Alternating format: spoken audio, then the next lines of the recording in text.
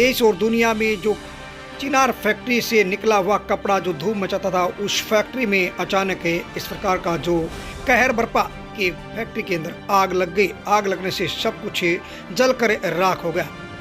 तस्वीर दिखा जाने की ये चिनार फैब्रिक के जो कि भिवानी की जो प्रसिद्ध कपड़ा मिल है, और इस मिल में अचानक जो आग लगी और यह आग जो भीषण रूप ले गई, जिसमें सब कुछ जलकर राख हो गया।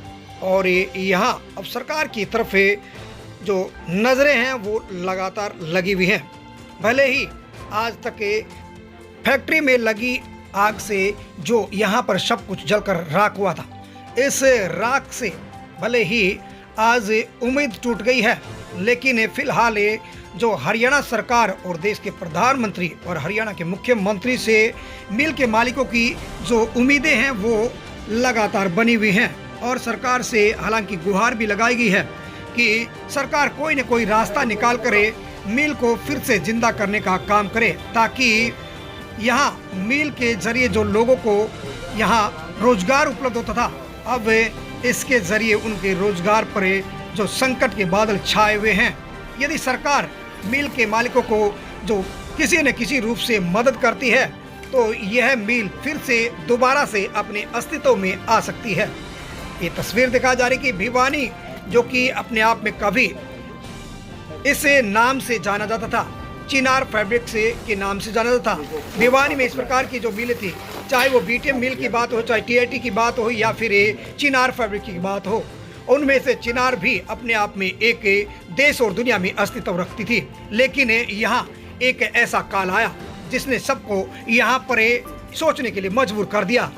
तस्वीर दिखा जा रही कि सब कुछ जलकर यहाँ राख हो गया। भीषण आग में सब कुछ स्वाह हो गया। मिल के मालिकों के इस बड़े हादसे में जो करोड़ों रुपए का नुकसान हुआ है, और यहाँ सरकार के नुमाइंदे भी पहुँचे हैं। हालांकि सरकार से मदद की बात की गई है, लेकिन अब देखना होगा कि सरकार यहाँ भिवानी के इस जो रोजगार के इस सबसे बड़ी धरोहर मानी जाने वाली चिनार फैब्रिक्स में किस प्रकार से मदद कर पाती है। फिलहाल चिनार फैब्रिक्स के मालिकों को इंतजार है कि सरकार उन्हें किसी न किसी रूप से मदद करे, ताकि चिनार फैब्रिक को फिर से अस्तित्व में लाया जा सके, और जो करोड़ों रुपए का नुकसान हुआ है उस नुकसान से वे उबर सके। और यहाँ इस मिल के अंदर जो काफ़ी संख्या में सैकड़ों लोग जो रोजगार प्राप्त करते थे, उनके रोजगार पर भी जो संकट के बादल छाए हुए हैं। यदि अस्तित्व में दोबारा से इस मिल को खड़ा नहीं किया गया, तो यहाँ रोजगार पर भी उन लोगों के संकट के बादल छाएंगे जो यहाँ रोजगार करते थे। Special report Ashok Bhardwaj, ABP news. 13 दिसंबर को हमारी बड़ी आग लगी और सारा कपड़ा भस्म हो गया। एक्सपोर्ट का कपड़ा था, उसके अंदर सारा एकदम राख हो।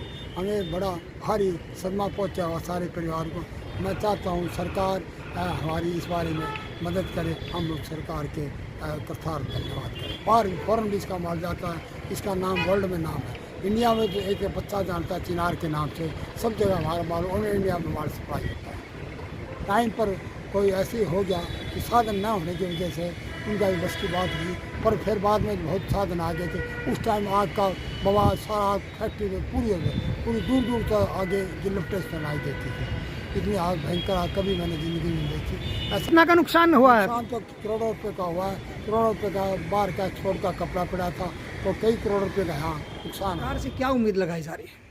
ऐसा है कि हम तो बर्बाद हो गए, और सरकार हमारे को स्टैंड करने के लिए सरकार की दुनिया भर की पॉलिसियाँ होती है।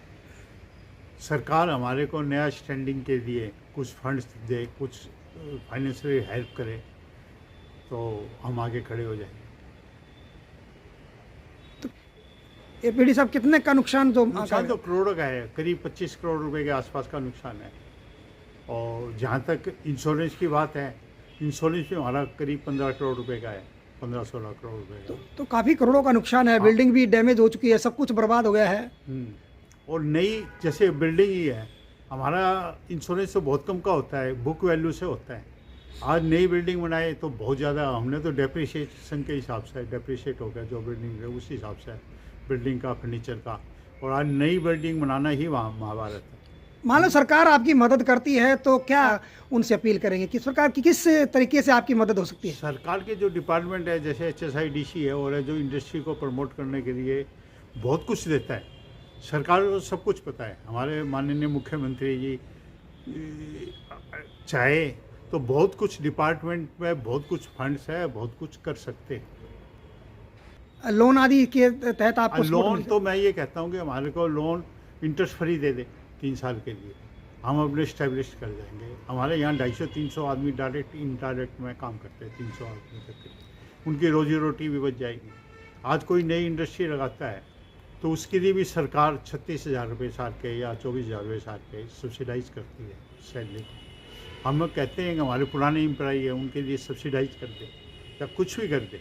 हम सरकार से बात करने की भी कोशिश कर रहे हैं और हम CM साहब से भी मिले थे एक बार एयरपोर्ट में और हम चंडीगढ़ में भी जाके मिलेंगे।